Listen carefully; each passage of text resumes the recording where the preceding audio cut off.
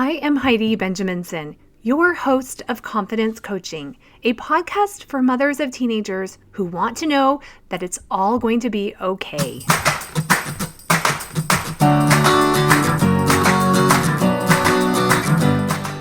Life isn't a spectator sport. Success comes to those who show up every day with a pocket full of courage, grit, and a little sparkle. I'm glad you're here.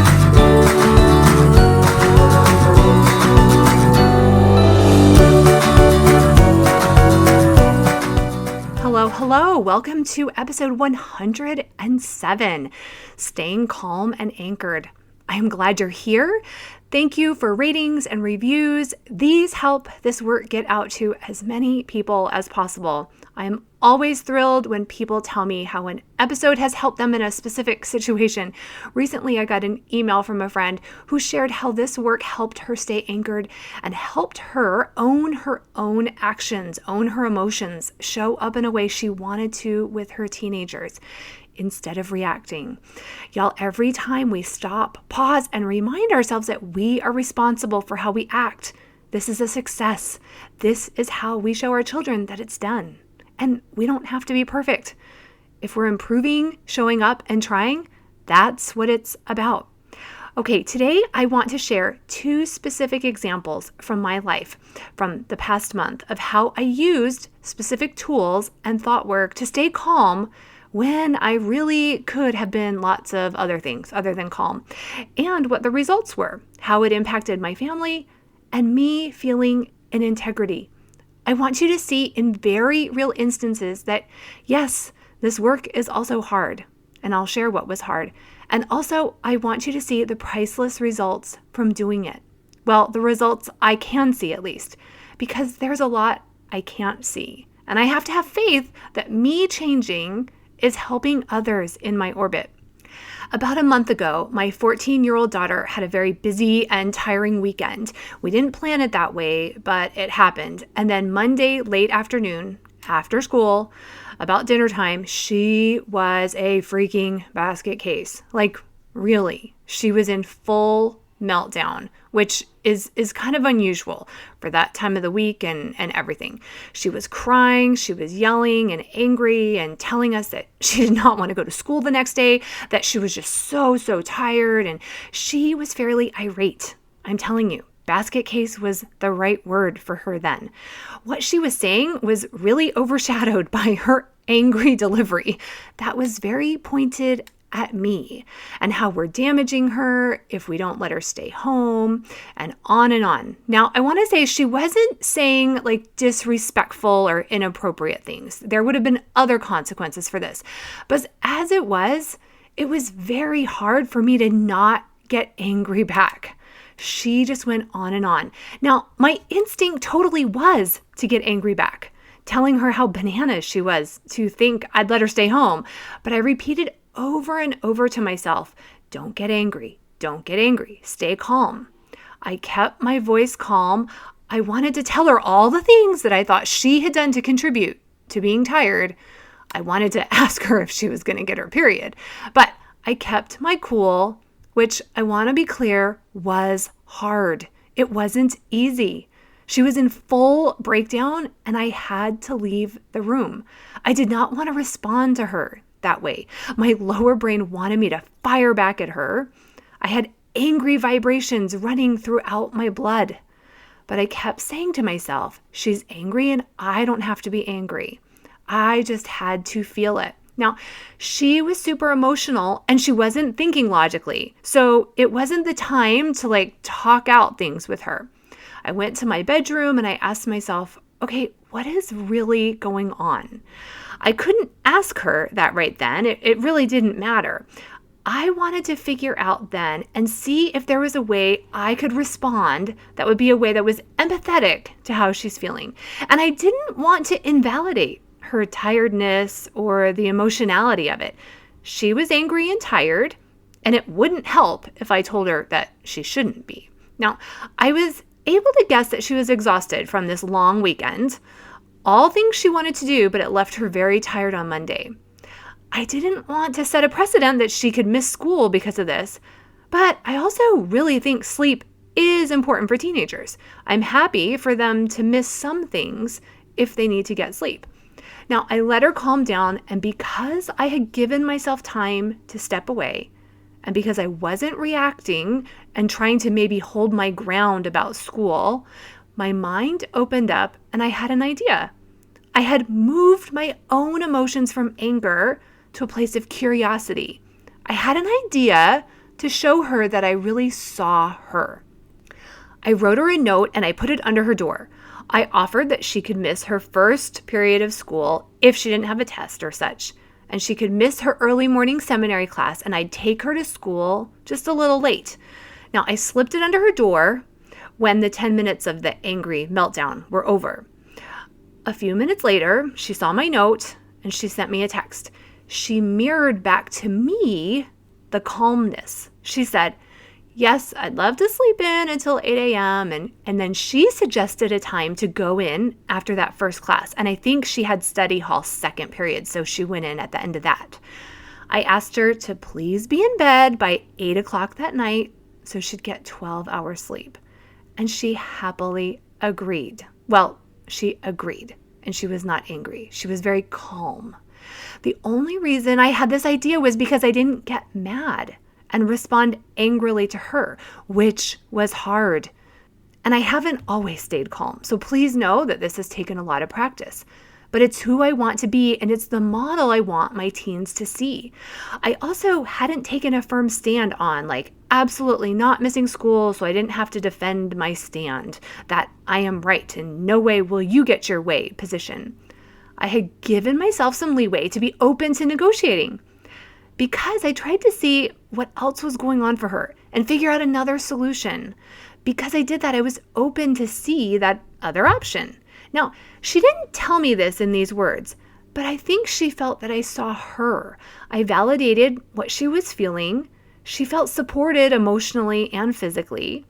She saw that we can make compromises and both people can be happy. And I hope she now has evidence that she can come to us as she has more needs and she feels safe, that we see what she's going through. Now, it was hard to stay anchored, but doing it averted my own meltdown, and it totally came from my own mind. It came from me repeating over and over how I wanted to think and feel. It came from me separating my own emotions and actions from my daughter's, and me practicing saying, I am always responsible for how I act and react. And truth be told, our children melt down with people they feel safest with. They show their real and raw emotions when they know they're safe. So the fact that she could do this with me was a sign of her own emotional safety with us. Now, it was a success. She woke up rested the next day and in a great mood. The next example happened last week and was less about other people and more about me. Several emotional things were piling up on me, and they were coming from different directions. I was holding some sensitive and sad information in my heart about people dear to me, and I could feel my own uncertainty and vulnerability about those people that I knew were hurting, and there was nothing I could do about it. It feels powerless, and it's hard. I was also feeling extra vulnerable about some coaching work and value that I was putting into the world, which always means I'm opening myself up to criticism, which I can usually handle okay. My husband left on a trip to go to Ireland to visit our son for his birthday, so I was excitedly getting pictures from him, and I was so glad he was there. But I think I was also having some unconscious emotions underlying that I had not acknowledged yet. Now, that comes into the story in a second. The day before his birthday, I saw some pretty critical comments on a podcast episode post where the commenter took real aim at me. And here's the thing, I actually agree with what they said, which they said pretty rudely, but still they did point out something that I do think is a weakness of mine. So the comment stung because they were already hitting a sore part. I was pretty upset. I texted some friends, and I realized over an hour or so, my emotional response of shame was actually pretty over the top. It wasn't normally how I handle it. I still would have felt the insecurity, but this was more than usual. I was feeling it all over and super strongly. I had great friends who they did respond back with such empathetic responses. Oh, y'all, we need people like that in our lives. Now, I stopped though, and I asked myself, what is really going on here? What am I feeling? What am I afraid of? I knew there was a lot of vulnerability I was feeling. I was feeling powerless with people I loved in the world, but I knew something else was under this. Then I realized I'm actually just really sad my son is spending his first birthday without me. He's turning 19. I was so incredibly glad his dad was with him. I wasn't actually wishing I was there. I knew he'd have more fun with his dad, but still, I was sad. I saw my thoughts swirling about how this is the beginning of other big events and milestones that he might pass without me there with him. I saw my sadness and I just sat with it. I honored it. I didn't try to make myself happy. I didn't make it bigger than it needed to be. I'm so incredibly glad he isn't home. I know his growth is beyond what I can provide now. I want him to be doing things away from our home, but still, it's the end of a big chapter. And I'm okay with there being some sadness in me. The key was I took full responsibility for my sadness. My son wasn't creating it. Being responsible for this allowed me to show up in integrity with gratitude and happiness when I talk to him the next day. My emotions are not bags he needs to carry. He's in charge of his own vulnerability and growth right now. I need to project to him my own confidence in him and me. And I could do that from a more solid and anchored place when I took full responsibility for them. And I didn't try to change them, which amazingly means they pass a lot quicker through our bodies. By seeing this sadness, I was also able to distance myself a bit from the other vulnerable areas and put that stuff on a shelf a bit. And I didn't need to eat to feel better. I did take my daughter to the mall. I did find a dress I liked. I didn't really plan on it. It did feel good to distract myself a bit, but it wasn't like unhealthy buffering. The sadness came with me, but it was in the back seat. I had confidence driving the car and being in charge of the sadness. Because I saw the deeper emotions and held them, and I let them sit in my body, there were two immediate results. First, it didn't feel good. I let negative and uncomfortable emotions sit in my body. I let the vibrations go through me. I didn't resist them, which means I didn't feel great. And I didn't make that mean anything had gone wrong. I didn't make that be a bad thing. I let the emotions sit there and I was okay. I felt them. I accepted them. I gave them a home, which took less energy than pushing them away. It's easy for us to think coaching or any self-improvement has the goal of making us feel better. And yes, many tools do that, and they will do that. But one result of coaching, seeing where we create thoughts and emotions on our own, is that we will feel the full human experience. We get good at feeling uncomfortable, sad, vulnerable, fearful, whatever it is. Those emotions mean I'm human. They mean I'm participating in life. They are road signs saying everything is on track. So I felt the negativity and I didn't react. I stayed in integrity. I didn't take it out or get mad at my other children who were with me that weekend. I wasn't snippy with others. I was actually able to express my emotions when people asked me, which is how I want to be. Because I was okay feeling those negative emotions, I had more control over my actions and was more anchored to show up the way I want to for myself and everyone else. Now, here's another very positive result, which I didn't know was coming. The few days after this emotional weekend, I had two unexpected and big issues come up with two of my children that required a lot of time and energy on my part.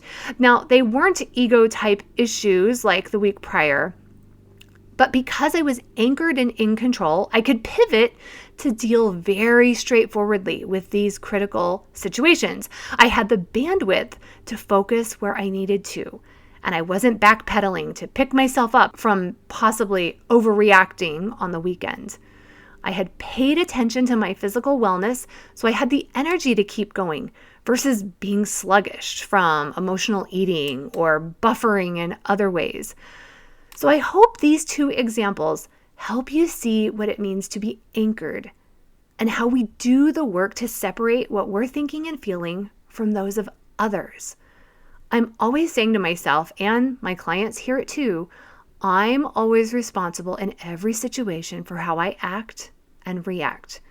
And knowing how to separate what I'm responsible for, which is my thoughts, emotions, and actions, and what I'm not responsible for, which is everyone else's thoughts, emotions, and actions, I stay much more secure, confident, and grounded. Okay, that's it for this week. If you would like personalized weekly private one-on-one coaching to help you stay calm and anchored with your family or with anyone, sign up for a consult call at HeidiBenjaminson.com. A confident mother is the greatest gift to her family, not a perfect mother. Our families want us to feel confident, anchored, and calm. I can help you uncover this version of yourself. Have a great week.